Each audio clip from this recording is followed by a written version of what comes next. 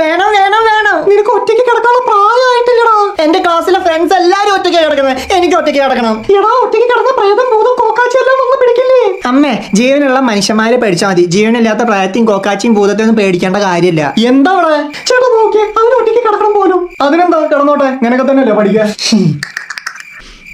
എടാ ഇപ്പോഴേ സമയം എത്രയെന്ന വിചാരം? സ്കൂളിൽ പോണ്ടേ?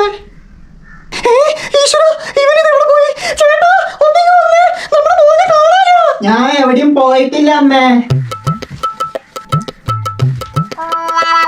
ജീവനില്ലാത്ത ഒന്നിനെയും പേടിക്കേണ്ട കാര്യമില്ല എന്ന് ഡയലോഗ് അടിച്ചിട്ട്. ജീവനില്ലാത്ത ഒന്നിനെയും പേടിക്കേണ്ട കാര്യമില്ല എന്നുള്ളത് സത്യം തന്നെ.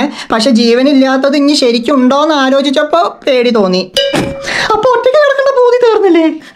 ഇനി ഇക്രോ ഒറ്റയ്ക്ക് തന്നെ കിടക്കുള്ളൂ. പക്ഷേ ഈ ബെഡ് എടുത്ത് കട്ടിലിനടിയിലിട്ട് തന്നാ മതി. എന്തോ ഒരു നനവ്.